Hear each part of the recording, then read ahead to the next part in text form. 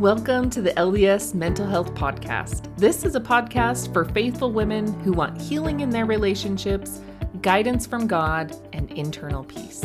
Each week, you'll hear mental health concepts taught through a spiritual lens from me, a licensed clinical mental health counselor, to help you start thinking in a higher and holier way. All right, I'm so excited to welcome Tammy Hill back to the podcast. Welcome, Tammy. Hi, Nikki. Thank you so much. I'm excited to be here.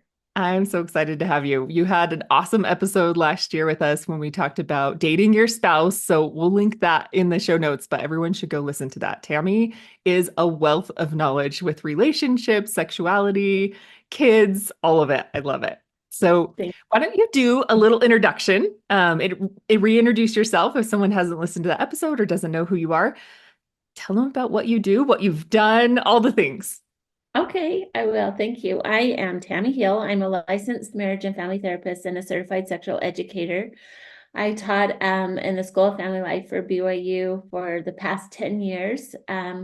They hired me to to develop the curriculum for the first healthy sexuality class taught on campus. And then I continued to teach their sexuality, marriage enhancement, and marriage preparation. And it was so fun. I enjoyed my time there. I have a private practice where I work with couples largely. I have several books out. My first book was in 2021. I wrote God Made Girls and Boys. It's a soft little discussion book for children who are, anywhere between 5 and 8 to 9-ish. And then I last year wrote the book for couples called Replenish, creating a sexual fulfillment in marriage. And it's for LDS couples, and it's been so successful. I'm very happy with how what Replenish is going. And then this month, I have a new book out called Your Body and the Plan of Happiness. Mm. It is a little graphic illustrated novel for children ages 9 to 15, and it talks about sexuality, about the purpose of our bodies, that sexuality is actually as much of a part of the plan of happiness as agency is, and the importance of making wise choices with what you choose to do with your body is excellent. I'm so excited for it to I'm get so into. excited. I love Yeah, that it's a graphic novel. That's so cool. I can't wait to get it and check it out. thank you. I have to say the artist is great. She is one of my students actually at BYU a few years ago, and I wasn't going to do a graphic illustrated novel originally Yeah. because it kind of seems like it's a cartoon, and this isn't really a cartoony topic. Right, right. And in talking with and researching a little bit about this age group, nearly 70% of the books they read today are graphic illustrated Yeah. novels, and that's what they want to read. Yep. And Yep. then we went with it, and it turned out even more amazing than I could have Oh, imagined. I'm so I'm so excited. excited for it. So Yes, this is so cool. Is this something, or and your other books, are they in Deseret Book? Deseret Book doesn't hold them because and they've told me specifically because I include the concept of a heavenly mother, and Oh, they have not included that in their children's literature. Or wow. And I'm sure that Replenish is probably a lot more sexual than they're comfortable with. That would make sense. Okay. However, BYU Press has printed all my books, and they're sold at the BYU bookstore. So I guess Interesting. that the younger population can handle it maybe a little better than the older population. Maybe. Interesting. Interesting. Yeah, everyone makes different business decisions for different reasons, but yeah, Yeah. I'm so excited to get these books and everybody should grab them. They're amazing. And tell us about your honeymoon course. I keep seeing that and thinking, "Oh gosh, I'm getting that for my girls when they get married." Yeah. Twice a year, I do a live virtual honeymoon workshop, and it's for couples to come together to really have good conversations about how to prepare for the sexual transition they'll experience in marriage. And, Yeah. Nikki, it's fascinating because women have historically been, societally called the weaker sexual partner in marriage or Mm. the low desire partner. Mhm. And the research that's coming back is showing that the reason for that largely is because their first sexual experiences were very negative, Yeah. painful, and not pleasurable. And so the workshop and how I've taught at BYU is about the importance of making sexual experiences about her pleasure, because Mm. as soon as it becomes about her feeling desire and her feeling greater arousal, um, he will have a good time. He will have Yeah. a good time regardless, but he needs to know that she needs to be having a good time too. I love that. I love that you're doing that. Can they get that anytime if it's not during live? Can they get a recording of that? Okay. I Awesome. do on my website. If you go to shop and Uh-huh. scroll down, there's courses and everything. I have probably 100 or more courses there that people can that purchases. They're all very economical because I just don't want that. I want everyone to be able to Yeah. afford to do Yeah. this, and so yeah, they can get something there. We will be doing, and my husband Jeff, who taught at BYU, we both retired last year. He taught all the family finance classes. And Oh, the last about 4 years, we've done this honeymoon workshop financial boot camp back to back for newlyweds and those young couples getting started to help them with the sexual and financial transition to marriage. So you can two get huge both of things. those. Yeah. Yeah, huge. You can get both of those. If you put in the code wedding, you can get both classes for Oh, $50. And they last, it's like 4 to 5 hours of instruction that they're getting from two really qualified teachers. that's awesome. That's awesome. I'll definitely link that in the show notes because I think that's such what a great gift to give newlyweds. I That's think what I that's think amazing. too. Yeah. Yeah. Yeah. Yeah. Very cool. Well, I'm Thanks. so excited about our topic today. We're talking about when and how to have quote unquote the talk. And we talked about this. We had to name it that because when we go to promote this on Instagram, Instagram like flags different things. Do you want to talk about that and why we couldn't name it something else? Yes, well, for nearly a year, my account has been flagged with inappropriate content, which my content is not No, inappropriate no, whatsoever. no. But they don't, apparently, they're uncomfortable with me teaching about sexuality. Mm, Um, and so they do flag, and the algorithm picks up anytime you have the word sex. That's why people are mm, spelling like sex or putting hyphens in sex, and it's so that the algorithm won't pick that up. But on a lot of the things I've posted, I feel like this is sex is just part of our human experience. It's part of the important part of parents for teaching their children about sexuality. And so it seems like a gimmick to have to mm. put that asterisk in there Get or that through the, yeah, in there, right, to get through that. And so I kind of refused to do it a little bit. And yeah. I've been flagged for a really long time, which means that my followers get my content, but new followers never get new content or Get, any of my content unless yeah, someone shares and they're interested and they come and follow me on my page. It doesn't get picked up and sent to new accounts. And yeah. so that's why I think it's really wise for you to name this maybe something that's not going to flag your account. Yeah. Yeah. And I just wanted people to know, like, why didn't you just name it something different? But that's why we did that. We talked about it. We talked about different ideas. And so we landed on this. And so let's maybe start the discussion about why is this such a difficult topic, to have the talk with your kids? What barriers do you see families running into when they want to have it or how they want to have the talk? I think that's such an important thing to think about. I believe that the biggest barrier is that a lot of us didn't get taught Mhm. this topic when we were younger, or if we were taught, we weren't taught in a way that was particularly helpful. And so we don't know how to do it. We were not modeled. This wasn't modeled for us, many of Mhm. us. And so not knowing what to do means oftentimes that we don't do anything.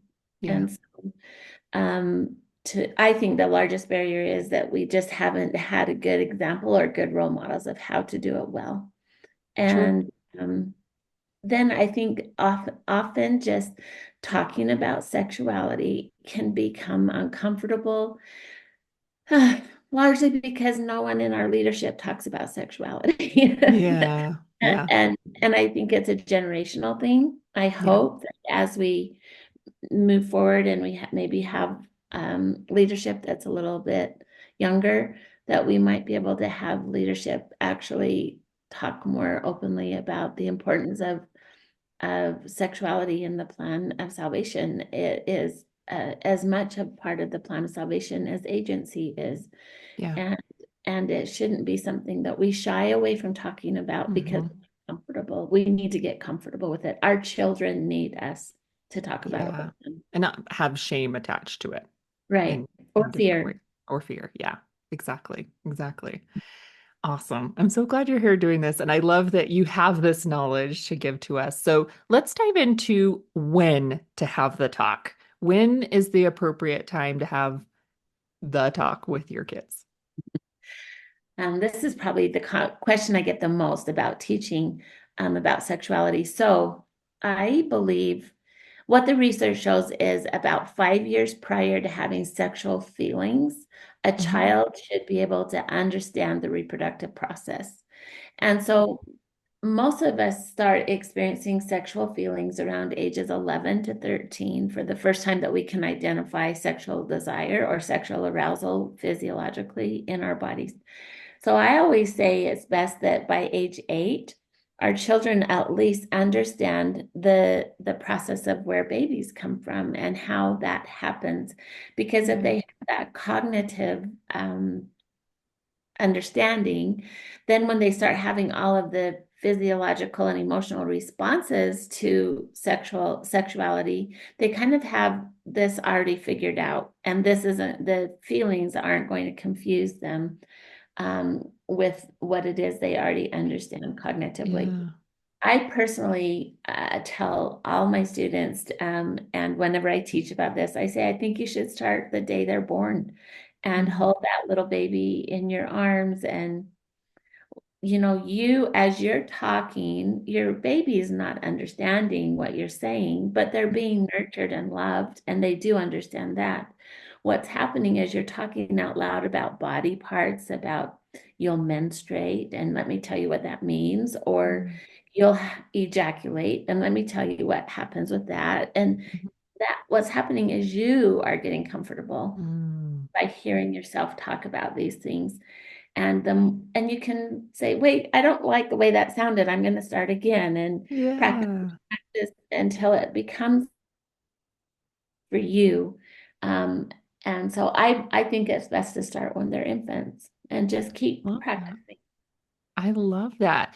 Do you feel like there's like stages of different things that you talk about at different times? Like you said, first talking about like reproductive things and then do you enter in other information, things like that at different ages? Is that like, you know, Yeah, it grows. I think probably very first of all, you would just start talking about body parts mm, and making sure that you're calling them by the correct terminology and explaining what these body parts do and why they're important, and why this is not only why they're important to your body and your functioning, but also why are these parts important to our Heavenly Parents' plan of happiness for us, yeah, and why do we have this important part of ourselves that we have to learn to manage. And it's so sexuality is so fundamental to our moral development, and being able to help our children understand that as they become increasingly, as they start having experiences and they start seeing and hearing things and having questions, that we can really sit down and have the conversation comfortably, but also be able to teach them principles of truth along yeah, with it. yeah. I love that. Making it just it's a conversation that's continually happening in our households. Yeah. Oh, Is I think that's so important. It's not one mhm. conversation. So Yeah, when we say the talk, I know that we're putting that there because yeah, the algorithm, but it's yeah, also kind of a nickname that has yeah. been called, but is lots and lots of little talks. It's not Mm, just one talk, it's the continual conversation that's ongoing that we have throughout a child's life. This last summer, I put together a 10-week course on teaching sexual truth. Mm. It's on the courses that you can get on my Yeah. website.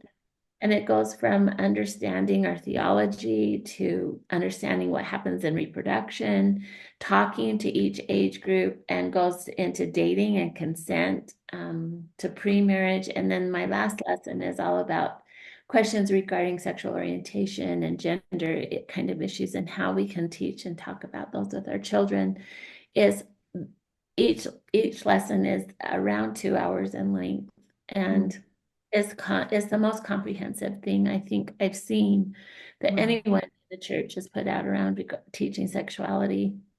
And That's I will have that on sale at Christmas. I'm going to do a 2-week sale on that course for okay. parents if they are interested. They can get that for a real discounted price. Oh, that's amazing. That's yeah. And then that would help you have some of these conversations, right? That would Oh, help you have the language and what information do I need to be sharing about certain topics. yeah. And I do role play kind of situations like, well, if your child comes with this question, let's kind of role play what would be some responses that we might be able to do here. Yeah. Um, that and it's all principle based because, well, as a teacher, I really believe if we understand core principles, and we help our children understand those principles, their behavior is going to be those principles will guide their behavior. Yeah. And so instead of like, well, in this situation, what do we do? In this situation, what do we do? We come back to these principles that are foundational and say, well, let's think what do we understand and what is taught about sexuality? What are those principles? And then let's see how we can answer your question by tapping back into Yeah. I our love that. That's like the gospel, right? Like we know principles. That's how we make decisions with our agency is because we filter them through those principles to help exactly us right. make decisions. I Yeah, love that. I love yeah. that. It was good. It was a big undertaking. I was this summer, I was invited by the church to come to the UK, and I was in the UK for almost 3 weeks teaching Wow. sexual integrity to the young single adults of the church That's in awesome. England and Scotland, and um, it was awesome and it was exhausting. and, but it also I was trying to keep up with all these 10-week courses that I had agreed to do, and so it actually took a lot of effort and work to get those 10-week lessons all put together, and Wow. I'm really proud of them. They're great. That's amazing. That's amazing. That's so cool. You got that opportunity. Oh my heck, I was so humbled, and it was just so incredible. It was so Yeah. incredible. That's all right. I wanted to interrupt this episode to tell you about the first annual LDS Mental Health Skills Conference. It's coming up on November 22nd and 23rd. And at this 2-day virtual Zoom conference, you're going to learn some strategies and skills for managing holiday stress, setting and keeping boundaries, self compassion, stillness, to do list overwhelm, sustainable self care, and processing negative emotions. This is going to be a jam-packed conference with mental health skills taught through a spiritual lens to fortify your mental health for future challenges.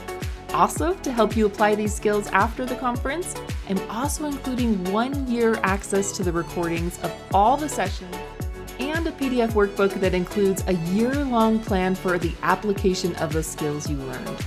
To register for this conference, click the link in the show notes and be sure to use the discount code MHSC25 for 25% off your ticket. All right, back to the episode. Awesome. Yeah, Let's dive into that conversation about how do we have this conversation. So, what are some of those like top tips and tricks that we can do to have a healthy conversation around sexuality with our kids? mhm. Well, how to is that you are your child's resource. You want them to come to talk to you. Anytime a child senses your discomfort, that what they're asking you is creating any type of discomfort for you. If they sense that, their likelihood of coming back with a question is reduced greatly. Mhm. They Yeah. don't like you to be uncomfortable. Yeah. And so my kind of one of the basic principles is that we must get comfortable. Mm. They're growing up in an over sexualized world, and they need to be able to come and get facts and moral facts from their parents. And so parents need to become comfortable. Principle, I guess a tip or trick is when a child comes with a question and maybe you're not sure how to answer. Um, what I recommend is for parents to say, I'm really glad you asked me that question, and can I think about it? And then come back in tonight when I tuck you in bed or when we say prayers or whatever, I'll answer that question. But I want to prepare myself to say the right thing and reassure and thank them for coming to you with this question.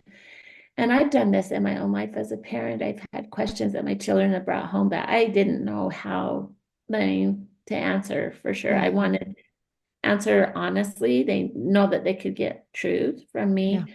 I also wanted to answer it in a way that I felt was age appropriate, Yeah. all those things. And so Right. what I would do is if I got those questions, when I got those questions, I would say, I'll talk to you tonight when they come check you in. And Mhm. then I would often go to my room and close the door and kneel down and pray and just say, okay, I need to talk about this tonight with so and so and help me know what best to say. And then I'd go in my bathroom and I would practice. I'd Mm. practice saying out loud what I was going to say just to myself until I could talk until make sure my face didn't look uncomfortable. That's a really good idea. Yeah, I Because love I that. want them to come and Yeah. talk to me. Yeah. I'd rather have them talk to me than look Yeah. online than Yeah. ask Yeah. their friends. And so I would practice until I didn't look uncomfortable. And then I'd go back and do exactly what I told them I'd do when I'd come to either pray with them or just kind of close down for the night. I would say, I'm ready to answer your question now. And Yeah. these are the things I think, and be able to answer those without squirming and overreacting. I guess the third tip or trick, Nikki, is to make sure to find the context for the question. A Okay. lot of times kids will come back with questions and we think maybe they're thinking of something really sexual, and really their question is pretty simple. My mother-in-law, I love this little story. She can remember her daughter coming home and asking her from kindergarten, she from the first day or two of kindergarten, coming home and saying, where did I come from? And so she thought, oh my gosh. And so she sat down and had this little talk about the sperm and the egg and all of this. And she got done, and her daughter looked at her and says, well, my friend said she came from Idaho. Oh dear. And I remember she said, I wish I would have just asked something like, oh, sweetheart, that's such a good question. What makes you think to ask me this? Or what Yeah. makes you think to ask me this? It would have been so much easier for to say, so you're from California, Yeah. Sort of fretting over that. Well, that brings up I was thinking is this, and maybe you can kind of guide me in that, is that so I had one of my girls come to me and said, I want to ask you a question, but I don't want you to ask me why I'm asking the question. And so then I thought, because that's my first thing is like they're asking me these questions. I want to give them good information, but what prompted you to bring that question to me? And I feel like sometimes they don't want to bring questions to me because I might want to know why they want to know that, if that Yeah, makes sense. I don't know if you have any ideas about how to approach that. it's a great question. I didn't ever have that. Your girls are very smart. Because I'm a therapist, I ask too many questions, apparently.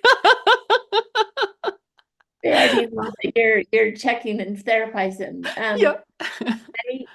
I I'm just off the top of my head thinking that you can trust me, and I'm happy to answer the question the best that I can. I want you to know as a mom, I really respect your privacy, but I also want you to know that I hope that you'll respect the fact that I care for you and I want to make sure. Yeah. And I Hmm. hope that we can have a relationship that we can exchange information and know that we're safe with each other, Yeah. something like that. I love that. I love that. I just did a interview yesterday that's going to air after this. So this isn't going to make context as people are listening to this, but it was about supporting a loved one through um, a pornography addiction. And he talked about asking somebody how can I show up to help you feel safe? And that made me think of that. Like, is there something that maybe saying like, is there something that I'm saying or doing that's making you feel unsafe for me to ask that question or to know that information? Yeah, I think you hit that right on the head. Is there a reason that you're not feeling safe asking Yeah. the question or having me understand the context for the question? Yeah. I would suspect oftentimes it's maybe something that is happening to a friend and they don't Hmm. want to disclose something because they want to keep the confidence of their friend or something. Yeah. Yeah.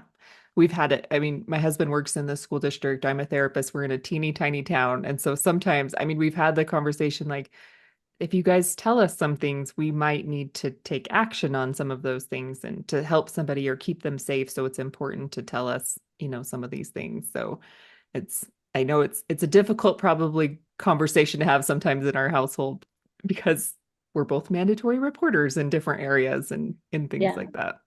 yeah. So, uh, The girls sound amazing though. thank you. Thank you. I love this. Okay, so being able to, I was taking notes as you were doing this. So be your child's resource that you want to have these conversations so that they're coming to you for that information because we don't want them going to the friends or the internet. And then tip number two is don't overreact, really plan. And I love the prayerful idea, really being prayerful about this information because the spirit knows exactly what their desires are. And Right. spirit knows them and knows what information they need. And so being able to align with the spirit and know and share that information.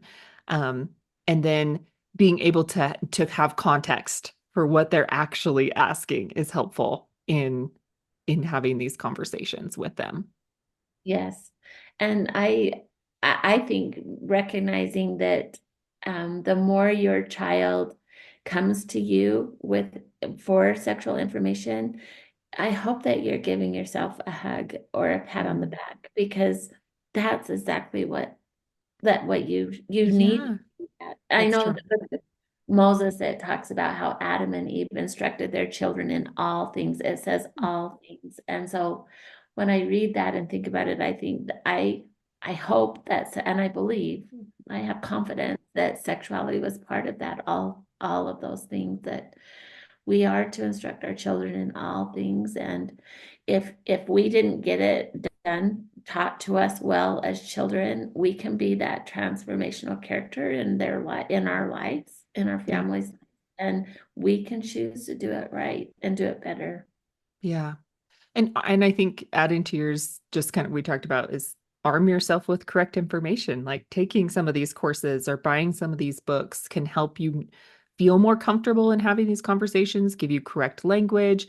And I think I love that Tammy puts this all in a Latter-day Saint perspective, right? We can trust that the information that we're getting or we're giving our kids is through gospel principles. And that's an important aspect, I think, that we feel uncomfortable with, right? Sometimes is how can I give this information and still uphold gospel principles or be teaching a gospel principle as I'm talking about these things, but not instilling fear and shame at the same time. Like that's a balance for sure. It is a balance, and the bulk of my career, especially since I began teaching at BYU, it has been a balancing act. I feel Yeah. at the first semester that I taught healthy sexuality, it was the first time, it was 2014. It was the first time it was taught on campus ever. That's I crazy. had, I know the dean of faculty was in every single lecture and Wow. was making sure that this class would be appropriate to have on campus and that what was being taught was in alignment with gospel principles. And it is a balancing, when you say it's a balancing act, I get that. I Yeah. understand that. And I understand for parents, especially when you haven't had uh, modeled for you any type of sexual conversations, that this can Yeah. feel incredibly frightening and overwhelming. And to you, I think my little two children's books, the young one and the one that's coming out next week for the tweens, I intentionally ask questions there for children to talk to you about these questions. Mm. And so if you're not sure what questions to ask, I've got questions in there for you Mm. to ask and to have conversations about with your children. That's awesome. What a wonderful resource, not just to like hand a book to your kid, right? Like that's how it was taught to me. It's like, here's a book. Let me know when you're done. I'll return it back to the library. Like that was the conversation I had, right? And so I feel like this is creating not only a safe space for them to learn, for you to learn, but to create discussion and build a relationship and build that trust. And relationship, you know this, Nikki, as a Hmm. therapist, and I know it as a therapist, but I mean, reiterating it to your listeners is that if you want to have these conversations with your children, do everything you can to build a good relationship with them. Yeah. It might not be wise if you don't feel like you have a good connection to start just discussing sexuality right out of the blue, right? It might Yep. be better to do something that they enjoy doing, Yeah. to you know, invest some time into getting to know them and what they're thinking and what's going on in their lives. And then you'll be amazed. I'm amazed always when I invest some time in my children. They're all adults now. I try to do one class or activity with each of them every year where it's just the two of us one-on-one doing a Oh, stained glass class or something. We just did that with one of my sons, and I love that. it's interesting as we drive to the class together, do the class for a few hours and drive home together, or I drop him off and come home. Well, that's so much time. And at first, we're kind of just catching up as superficial. And then by Yeah. the end, after this 5-week class is over, the questions that we talked about were he Mm. really wanted to know, do I know that Jesus Christ lives? How do Oh, I know? And he was asking awesome. me deep questions, but it Yeah. would never, I don't know if he would have thought, Right. we would have been in a place to talk like that Hmm. if it hadn't started somewhere. And so Yeah. make sure you're doing what you can to build those relationships with your children so they know you and you know where they are and just Hmm. sit still with whatever they're saying and Yeah. for 'em. I love that. What a great extra tip. Bonus tip is spend some time with your kids, right? Spend some quality time where they have the opportunity to ask these questions. As I think we're busy, we're going, we're doing, and sometimes we don't just have those opportunities where discussions can come up and they feel comfortable doing that. Right, right. Oh, I love this. Tammy, this has been so amazing. You always have such a great, amazing information, and I'm excited to check out those courses, and I hope everyone else checks out those courses, but especially gets this new graphic novel. By the time this airs, it will be out and ready to go, and you'll be able, right now it's in pre-order as we're like recording this, right?